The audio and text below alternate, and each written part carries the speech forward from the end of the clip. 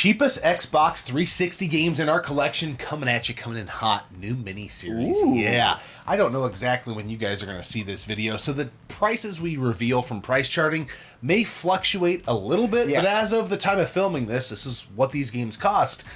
The whole purpose behind this is, those of you who've been around for a while, we went through the most expensive games in our collection, and people were like, hey, you're showing off. You're flexing. Well, I want to flex about the cheapest games in our collection, and this really, I think, tells the story that retro game collecting is not that expensive. Yes. If you're a person who just wants to play games, you don't care what they're worth. Or also, this whole series, we're not going to focus on sports titles. Yeah, because the whole list would be like Madden, Madden. And we're also not going to talk about Call of Duty either, because we have like 8 Call of Duties for these consoles, but so we're going to try removing like the annual releases, but we will have like an honorable mention sports section. Yes. Weaved in here at some point, so stay tuned for that. But let's jump into number 10. Number 10, least expensive Xbox 360 game, coming in at $8.16.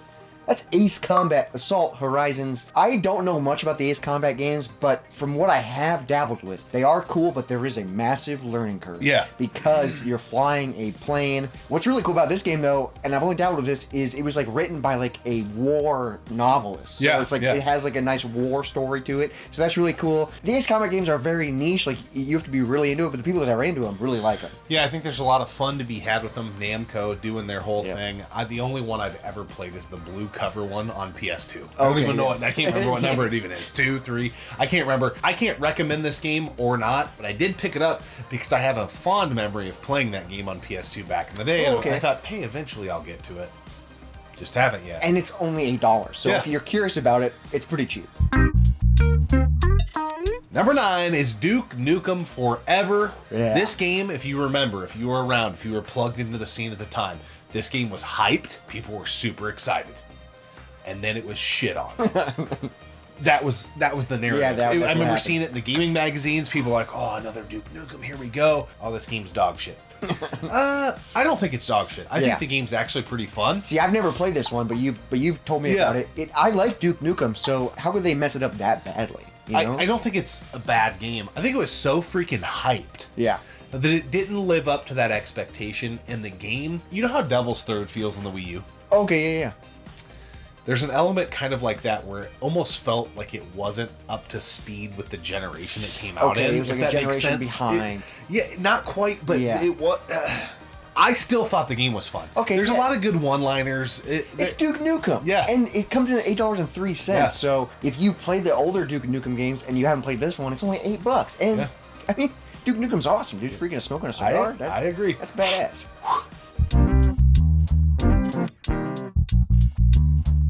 Rolling into number 8. Number 8. This is a game that we haven't dove into, but it's been on our backlog forever because it is a co-op freaking masterpiece. I remember we dabbled with the first one. Yeah, there's a couple of them, but this is the cheapest one. We have a couple of them in the series, but we're going to talk about the first one. That's Army of Two. Co-op freaking gems. Coming in at $7. If you're looking for a great co-op game, this is awesome. For $7, that's a great deal. Yeah, and I've heard a ton of people recommend it to us in the comments, things like that. And I remember we got through like the tutorial in the first level, and this is way back. This is like when we started the channel. Yeah, and had a good time with it, and it's just one that I think right after we did that, we were trying to decide, like, do we go after those and beat them all, or do we go into the Gears of War games? We chose Gears of War, which is probably the better choice. I mean, Gears of War is badass. Yeah, but maybe more to come on that. We'll see. Maybe. All right, well, I think I'm just going to pass it to you here. Number 7. Number 7, speaking of co-op gems from the 360 era, we're going to talk about 2 games here. One of them makes the list. Actually, both of them make the list, but one of them's kind of an honorable mention. And that's Borderlands 2, coming in at $6.49. And then, if you're like, oh, I like Borderlands, what else is cheap? Borderlands, the pre-sequel, $6.77. So you can get 2 Borderlands games for less than $15. Borderlands 2 is in my top 5 video games of all time. This game is amazing. I've beaten it so many times. It's such a fantastic couch co-op game. Borderlands is still one of those series that keeps it alive even in the modern era. 3's co-op. I think 4's going to be co-op. 4's on the way. 4, I'm so excited for that. But there's some controversy around it, or so I hear. Is there? I don't know. I'm excited. You know how those type of channels are. I'm excited for it. But Borderlands 2, one of the best stories ever written, one of the best co-op games, less than $7. That is insane. I haven't beat the pre-sequel, but the pre-sequel I have had fun with. So that one is also less than $7 as well, but highly recommend Borderlands 2. It is amazing. Yeah, I have nothing to really offer here other than I do agree that they're fun. You brought them into my life. I had never played a Borderlands game until I played Borderlands 2 with you. We got pretty far in Borderlands 3, and it was fun as hell. But I was the wingman, right? Like, hey, lead the way, teach me how to play type of thing. A lot of looting. You just shoot. It's a shoot and loot, dude. Yeah. Shoot and loot, pick up guns. But pretty damn cool, and it's a lot of fun, and I'm surprised at the price. It's like super cheap. Yeah, like this is like a must. Borderlands 2 is a must-own freaking game for the 360.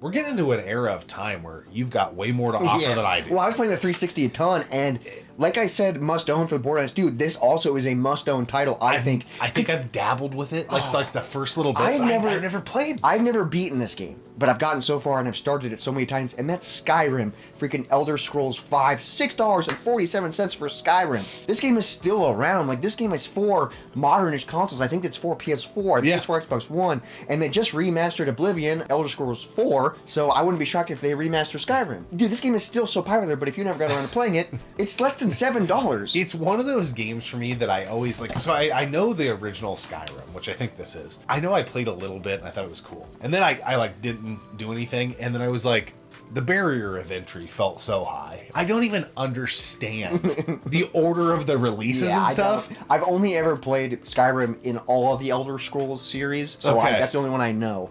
So I don't know if they connect it all for different stories. I have no idea. But Skyrim, I had a blast with. I will say, when I first got it back in the day, I went into the first town and I killed some lady because I was like, oh, you can do whatever you want. It's kind of like Grand Theft Auto, but like medieval. And then I wasn't allowed back in the city, and that's where the story took place. So I was ruined. I had to start over. I was ruined. But less than $7 for Skyrim, a freaking must-own title. That's insane. It's like a lot of these games, like if you never got around to playing them, now's the time to freaking play them and get them. And I'm guessing that copy in the collection is your copy because I have nothing to offer here. But it is on the bucket list. Yeah. Someday, when I retire, I'm gonna play some Skyrim. Ooh. All right, now into a game that I actually do know something about, and I remember distinctly when both of these games came out. This is number 5. There's an honorable mention here. So the game that ranks at number 5 is Red Faction Armageddon. Yes. But the game that came out before that was Red Faction Guerrilla, if I'm remembering the order of operations. And I didn't play them upon release because I was so pissed off. Yes. So Red Faction 2 is one of my favorite multiplayer games of all time. It's incredible. If you're watching this, you may say, oh, single player game's a little magoo, whatever.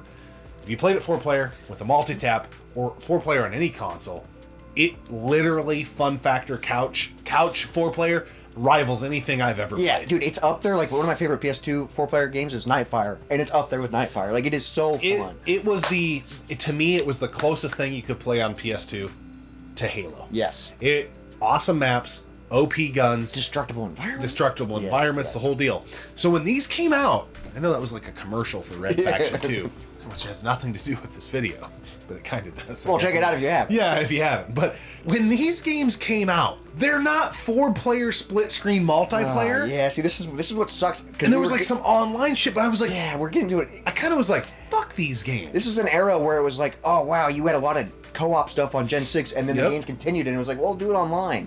That's why I loved Borderlands. They kept it. They're still keeping it alive. Yeah. But yeah, it was so dumb. Which, while it is my introduction to Red Faction entirely, was Guerrilla. That was the first Red Faction game I ever played, and Guerrilla, I got it for Christmas. This game is incredible, less than $8 for it. Armageddon is less than $7, so if you haven't got around to them, that's hella cheap. But Guerrilla is so much fun, destructible environments. Yeah. You use that to build your weapons and stuff. I had so much fun with Guerrilla back in the day. I would love to go back, because I never beat it. I'd love to go back and play it. I've only dabbled with Armageddon, but that was still fun too. Well, it wasn't until we met and you had told me about that. But I was like, okay, now I have to play You'll give it a chance. Games, I'll give it a chance. I'm not quite as mad as I used to be. Anger seems to dissipate over time. Yeah. So they're actually pretty fun games. It is so dumb that it doesn't offer any split screen. Like that's dumb. Oh, because but the single player mode is fun. Imagine how good those would be if they had 4-player split screen. Yeah, if you had a great campaign single player and then the 4 players. Yeah, it would have made this game like a must own.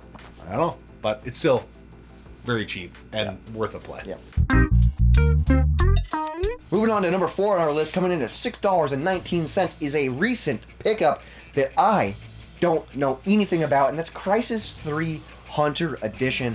I've never heard of this series. I've never heard of Crysis. I don't know anything about this, but you just picked this up. I just picked it up. So, I mean, there's a lot of stuff in this. And usually when we do videos, it's like, when you go like 16-bit and under, I've played most stuff. Yeah. A lot of this stuff's so cheap right now, I find it in bulk, and I just am picking it up. And I think maybe like, I have or haven't got I think to like the back of the box, like this game, I'm price rating $6.19. I think on the back of the box, you got it for like $5.29. Yeah. You got it for $1 cheaper than what it's going for. Yeah, so it's the third one in the series. I've heard it's a pretty good game. I know it's by EA. I remember hearing about it back in the day. I've always wanted to play it. There was just never a time where I found it just in the wild, and that's how I've built my collection. So it looks kind of cool. It looks like a futuristic, maybe sci-fi-esque, like third or first person shooter. Yeah. And those are always kind of fun. You know, I was just looking at the back of the box and I was like, this looks kind of fun. You know, and for freaking $6.19, why not? Yeah, for sure.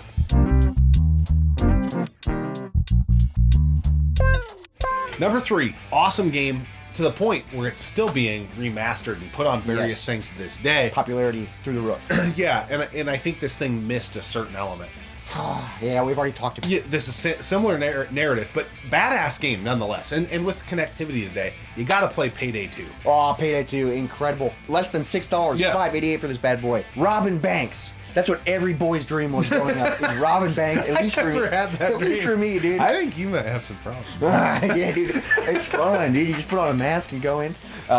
This was so awesome. And I was like, oh, you assemble the team. Yeah. You go in and rob the banks. You're getting all the money. You have a team, but this game doesn't offer any local co-op. Yeah. What the F? Yeah. What the F? Like, if this game offered co-op, it would be one of my favorite games of all time. Yeah, and the online works great, and you just play and you do your thing and whatever. But this was the era where they really started. Like, I don't know if the graphics were being pushed to such a max that if you split the screen, and it was just easier for them, and they thought that's what people wanted. But I think people still wish you could have played this game split screen. You could have, even just 2-player split screen. If you could have done 2-player robbing banks in the same room, that would have been amazing. Yep. I mean, this game is still great. It's still really fun, but if they would have added that co-op element, that couch co-op element, oh man, it would have been so And sick. you know, it's super cheap on the 360, and I think the reason for that is there's so many iterations of this game. Yeah. I would probably recommend getting it on something modern if you want to play it 2-player that you can play online. Yes. Yeah. You can still play a lot of 360 stuff online, but it would just make sense. You probably don't have a lot of friends hanging out that have a 360 just And then chilling. also Payday 2. Yeah, But if you do, it's freaking cheap. It's $5.88. So Yeah. that's awesome. Number 2 on the list. This game is kind of expensive for what it is, but I really like it. And that's Sneak King. It's a Burger King game coming in at $5.55. It should be worth less than this, but I do really like it because this game is stupid fun. You play as the freaking Burger King, and you walk around and you go, Whopper. Dude, it's so fun. It's like one of those things that I feel like could have went either way. Like, I know a lot of people have copies of this game still sealed, and that's why it goes for so cheap, but it's so cheesy and so poor that it's funny and it's fun. And you wonder, like, were people really getting 360 games from Burger King? Yeah, there were 3 of them, right? Yeah, 3 games. They had Sneak King is the one I played the most, but there was like a racing one and something else like that. But Sneak King, it is stupid. Yeah, but it's fun because you're just sneaking around and you don't get caught, but then you give people Whoppers.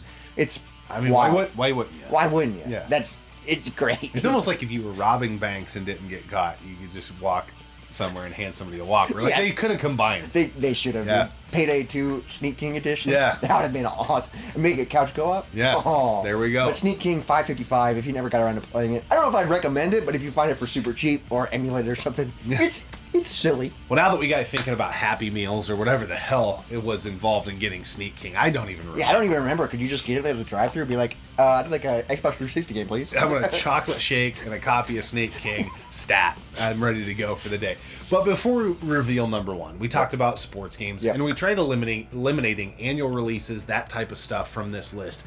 But this is the honorable mentions section of games that we play the shit out of on this console that are fairly cheap. Yes, there is one game that is kind of expensive, but it's still less than $20, and it's one of our favorite games on the 360. But let's just jump into the honorable mention list. Obviously, we got to talk about Tiger Woods 2007. This game, if you've been around for a while, we've streamed this game so much. Yep. We love this game so much. This game is $5.97, and we have gotten every single ounce of every penny out of this game. And we found it used. And we're not done with it. Like, no. Dude, we could play 07 for the rest of our lives. I probably never will buy another golf game. No, because 07 it's amazing. And like some people don't like golf games, but if you get 4 buddies together and do 18 holes. It's so fun. And we don't even have everything unlocked, but we still play. Well, yeah, we were talking about that before the camera started rolling. We don't even have a save file on it, I don't think. Maybe our settings. Maybe, but yeah. We haven't unlocked anything. We've never played it single player. It's always 4-player, beers, Tiger, nothing's unlocked. Start from scratch. Yeah, Pebble Beach. And usually Pebble Beach. We've played like 10% of the game, and we've played it probably more than most games that we own. Oh, yeah. Like, and less than $6 for this. Like, it is so fun. Another game that you were telling me about that is actually really fun, and you could probably laugh at it too, but it's less than $5, $4.88. That's World Series of Poker. I love that game. I love it. Because you can kind of tell when people are bluffing. But you have to like really, AI, you have to pay attention though, but they'll do some funny stuff that, they're getting wiggly. Whether they're bluffing or they maybe have a good hand, but it's fun. Is it like multiplayer on the same console? I've never even tried that, but it might be. Because couldn't you just see the other person's cards? Well, that's a great question. Yeah, well, I wonder if you could just screen cheat. I don't know. I suppose we could grab it and look at the box. Where the hell is it? World Series of Poker right here. That's a great question. I've never played it multiplayer. Oh, players 1. System link 2 to 16. Okay. That makes sense. Once everybody have their own screen. Yeah, that makes sense. Because you could easily be like, oh, that guy's got 2 aces. Yeah, remember that friend that the N64 era was like, you screen sheet. Yeah, now this could really be. Now he's playing World Series of Poker. Yeah, that's fascinating. Moving on to the next honorable mention, racing. I don't know if it's quite considered sports, and this wouldn't have made the list either way, but I do want to mention it because it's kind of expensive compared to the rest of the list, but it's still less than $15 and $14. Truth be told, anytime we have an excuse to talk about this game, we're going to use it. So it doesn't really fit, but we got to talk about it. And that's Burnout Revenge. Yeah. Oh my god. I think this is in my top 5 games of all time as well. Burnout Revenge is incredible. We've 100%ed it. Like the soundtrack is incredible. Low Glitch is in the soundtrack. Like it's they're on 3, I think. It's on 3. I don't know if it's okay. The soundtrack of Revenge is badass though, but the gameplay is so good. It's a single player game, but you can take turns. That's how we play it. Oh. It's $14 and it's one of the best video games ever made. It's incredible. And that's coming from a guy that's traditionally not a racing game fan. Yeah. It's one of the best video games of all time. A little bit expensive compared to the rest of the list, but less than $15 for a game that I think everybody needs to play. Yeah. Everybody needs to 100%. And another game that's locked to this generation, which I'm surprised, Rockstar made a sports game. It's $7.70. Do you like ping pong? Yeah. It's called table tennis. Rockstar's table tennis. Oh my god. You play this 2-player, and I promise you, if your friend is normal, you're going to lose like 2 hours because it's addictive. It sounds so dumb because you're like, But it's not. I don't want to play ping pong as a video game. Yeah. Nah, but you do. Yeah. You do. Yep. It's so polished, and you can unlock different characters. It is fun. I think we streamed it once. It is so fun. Yeah. I have a copy at home that I've been chipping through the single player campaign just to unlock everything and just so I can get good at ping pong. So you're practicing. Yeah, I'm practicing just in case we ever. That seems okay. Now, all right. But it's $7.70. Yeah. Like it's like. Obviously, it's not for everybody, but it is. We have a blast with it. Yeah, so it's great. But now let's move on to number 1, and in number 1, we're going to talk about 1, 2, 3, 4 games in the number 1 slot because they're all in the same franchise. But the one that gets the crown. Yes, the one that gets the crown is Gears of War 3, coming in at $5.29. Unbelievable. That is insane. But you can also get, for less than $9, Gears of War 2, Gears of War 1, and Gears of War Judgment. That is insane. So all 4 Gears of Wars on the 360. I think the most expensive one is Judgment. But they're all under $9 a piece. That is insane for like must-own 360 games. Xbox 360 exclusive. Yeah, and it's weird to me in my brain. I'm not any console type of guy. I'm probably more of a PlayStation guy than an Xbox guy. But in my head, Halo defines the original Xbox. Yep. And in my mind, Gears of War defines the 360 era. 100%, yeah. It was something about the game, and these games are still great when you play them today. But if you happen to be a person that remembers playing it for the first time back in the day, It was like nothing we had ever seen. It was a game changer. Yeah. The cover system, the couch co-op element. Yes, it offered the couch gore, co-op. The chainsaw. I feel like it invented that Gen 7 dirty, gritty kind of filter to look of things that kind of got regurgitated through a lot of other companies. Well, it's because Gears did so well. They were like, we got to try and chase this, you know? And it's incredible. But the third Gears of War, which I don't think we've ever beaten. I think we've beaten 1 and 2. Yeah. I don't know if we've beaten 3 I think you're yet. right. We started 3. I don't think we got 3. But $5.29 for that. I think it's because everybody had Gears. Yep. But still, like, if you never got a chance to play it, obviously you could probably get like a collection now for modern systems and stuff, but I would assume, I haven't looked it up, but I would assume most of these are backwards compatible with your Xbox One because they're exclusive to the Xbox. No, I think you're right. And you can get them for super cheap, and these are must-play couch co-op Xbox 360 games. Number 1, Gears of War 3, that is incredible. It's insane. I mean, that's like the price of a Tiger Woods or a Madden game or cheaper. Yeah. And it's insane. Way better. Yeah. And obviously we love Tiger Woods. Yeah. And we'll play that game nonstop, but Gears is like it's like perfect game. It is. And it's whatever one of them you like, right? But I've always been kind of partial to 2. Yep. But that being said, I've only dabbled with everything beyond 2. Yeah. But it was such a generation defining game. And they're still so good. It makes you wonder, because I played them back in the day, and then I remember when we were visiting, I'm like, man, am I still going to think these are as cool as they were? They're still badass. And the controls make sense. Like the cover system makes sense. The grenades make sense. Like the and I don't know if you really remember playing first or third person shooters. It's just the third. There was no cover system before. You had to like manually do it, right? And you could walk and you could duck. It was kind of tricky. And this was like you could just run and dive into cover. You could hop over blind fire behind the wall, dude. It was. You were like, holy shit. Yeah, and the fact that still to this day, other games have done it, but it's like, you play these and you're like, this is how it should be. They nailed it. And obviously Gears is still around, they're still making it, and I haven't really played with any of the new ones, but this is where it started, right here. It blows my mind. This is going to be one of the most fun episodes of this series, because it's mind-boggling to me. Yeah. It's absolutely mind-boggling. The price of some of these games. It's so wild. Like, so we talked about a bunch of different types of games, and including the honorable mentions, we talked about 19 games today. If you were to get every single one of these games, even the sports games, even Burnout Revenge, it's $14. That might be out of your price range. But if you were to get all 19 of these games, a lot of them are must-plays, must-owned, it'd be $135.82 for 19 video games. Modern video games, like for PS5, like the deluxe versions, those are like $100 a pop, and they're not finished. They're not like there's updates. This stuff you buy.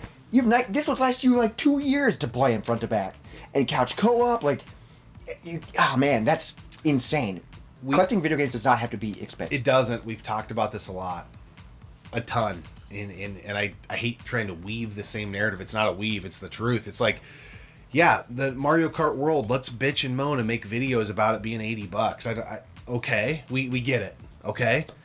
But, like, you could also get an Xbox 360 in pretty decent condition between probably $50 and $80. Yep.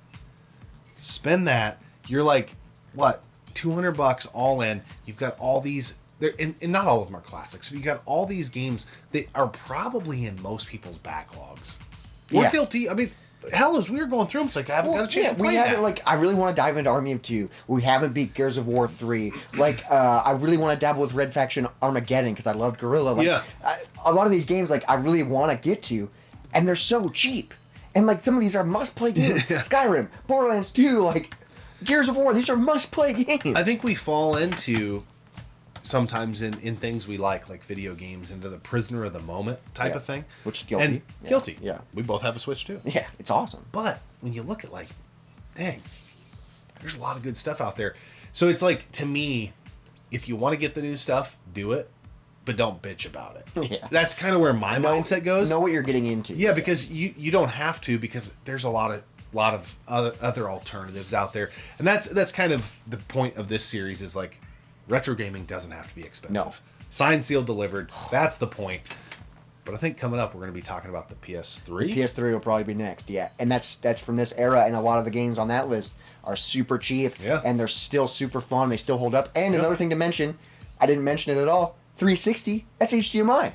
It still works on modern TVs, so you don't have to worry about getting a CRT or any of this other stuff. That's a fantastic point. It's HDMI. It's freaking let's go. And if you do have a CRT, guess what? you don't have to use HDMI. You can downgrade it and stuff. Mic drop. Yep. Robert out. Cheapest 360 games. Let's go.